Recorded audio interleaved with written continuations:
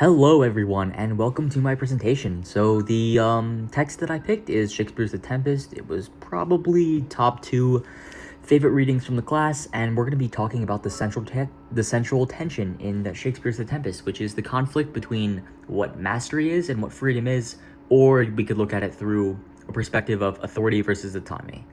So I think that this play is built on the idea of control, right? So we have Prospero's control over Miranda and Caliban and Ariel, and technically, by extension, his control over the island, right? And even Shakespeare's own, control over the narrative itself, because he wrote the thing. At the same time, the play kind of turns towards the ideas of freedom, liberation, and, the limits of what mastery can actually accomplish, because there are limits on control at the end of the day. And yeah, my thesis is this. In The Tempest, Shakespeare uses the relationships between all of the characters like Prospero, Ariel, and Caliban to expose how unstable mastery can be, which suggests that absolute control is an illusion, it's not real, and that the desire for freedom is the play's most enduring force. And to kind of understand this tension, it's pretty useful to just kind of get that The Tempest is one of Shakespeare's last plays. And I think it's somewhere in the 1600s, where England was really messed up in terms of colonial expansion, political authority, and individualism becoming more of a thing. So Prospero is a sorcerer. He's the master of an island, and he kind of embodies the idea of political authority, and just basically embodies all of these contradictions, right? He's both a victim and also a king, a tyrant. He's also the ruler, and he also is the observer, right? So it's honestly a battle for his mind. The island basically becomes a stage where Shakespeare tries to test the boundaries of authority, who gets to rule, who has to obey, and what does true freedom even look like? Because even though that Prospero is the ruler, he's very miserable.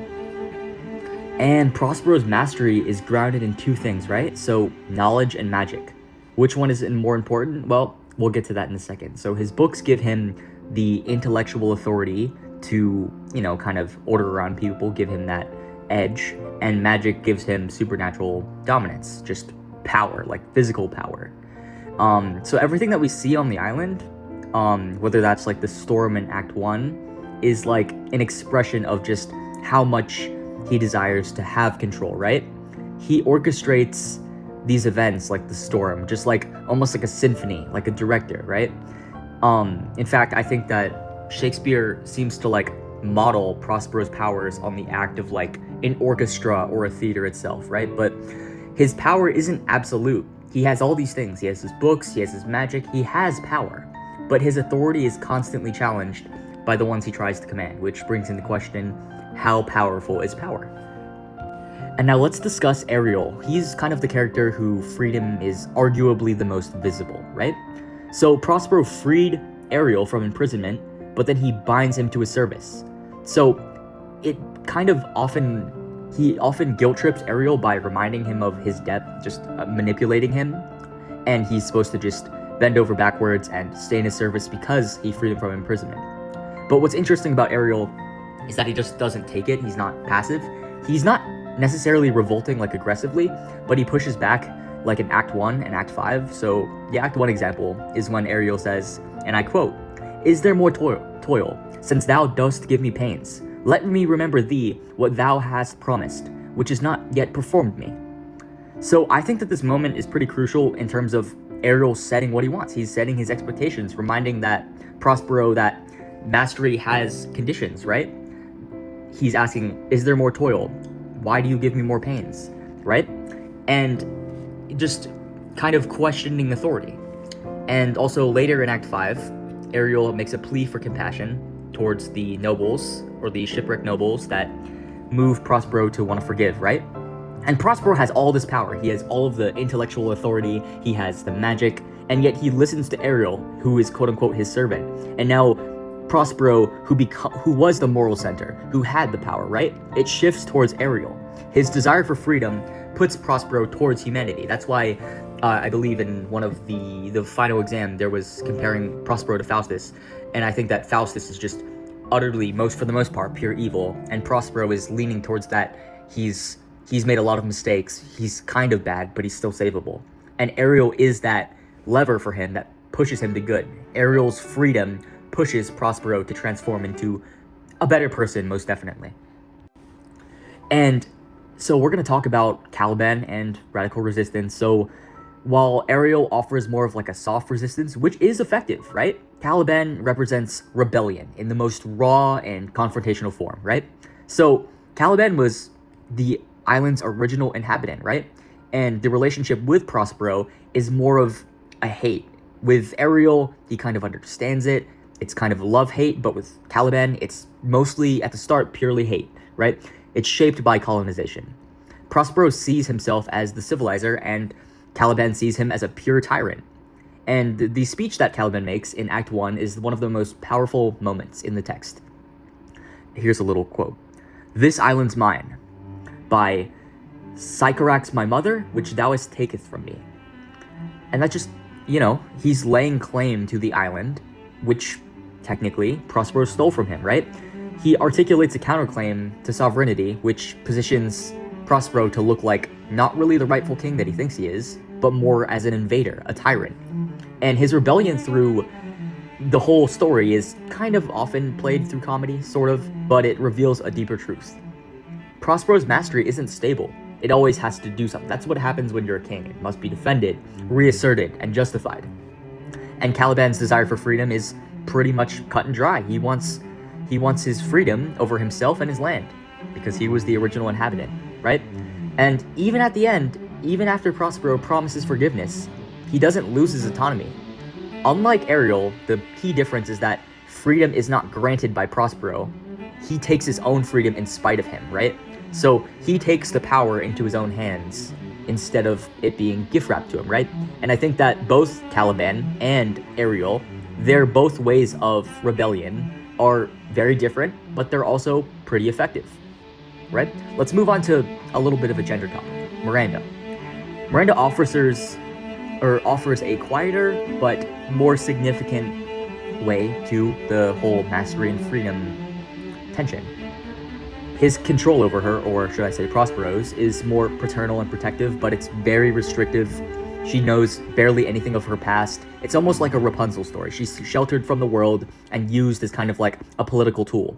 And she has a budding romance, but it's also orchestrated by Prospero, and she's the heir to Prospero's legacy, but she doesn't really have that much power in the play itself, right? Her final role is to enter a new social contract, which is marriage, that takes her from her father's authority to her husband's.